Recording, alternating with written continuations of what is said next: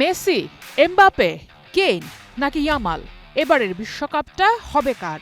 নতুন ফরম্যাটের বিশ্বকাপে অনেকেই ভেবেছিলেন হয়তো অঘটনের বন্যা বইবে, কিছু চমক অবশ্য হয়েছে। কিন্তু টুর্নামেন্ট যখন শেষ চারে এসে দাঁড়িয়েছে, তখন দেখা যাচ্ছে টিকে আছে শুধু সেই দলগুলো যারা পুরো টুর্নামেন্টে সবচেয়ে বেশি ধারাবাহিক, সবচেয়ে বেশি পরিণত এবং সবচেয়ে বেশি কৌশলী ফুটবল খেলেছে।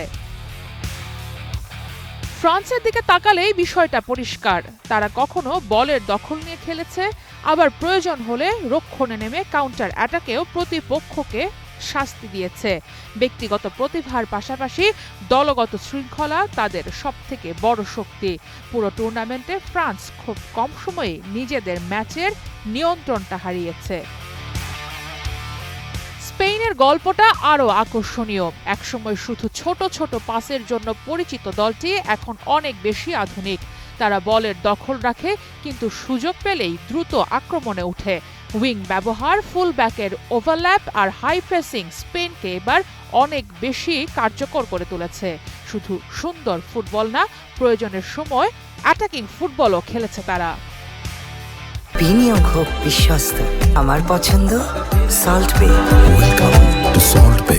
ইংল্যান্ডকে হয়তো সবচেয়ে বেশি বদলে যাওয়া দল বলা যায় এবারের বিশ্বকাপে।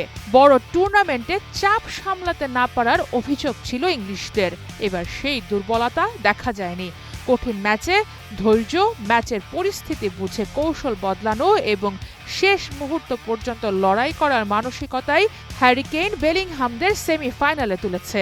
তারা এখন শুধু তারকাদের দল নয়, একটি পরিপূর্ণ ইউনিট। আর আর্জেন্টিনা, তারা আবারও প্রমাণ করেছে নকআউট ফুটবল আলাদা একটা শিল্প। সব ম্যাচে আধিপত্য দেখানো জরুরি নয়, জরুরি হলো সঠিক সময়ে আঘাত করা। ম্যাচের গতি নিয়ন্ত্রণ, প্রতিপক্ষের ভুলের অপেক্ষা এবং সুযোগ এলেই নির্মমভাবে সেটি কাজে লাগানো, এই দর্শনেই এগিয়েছে বর্তমান চ্যাম্পিয়নরা।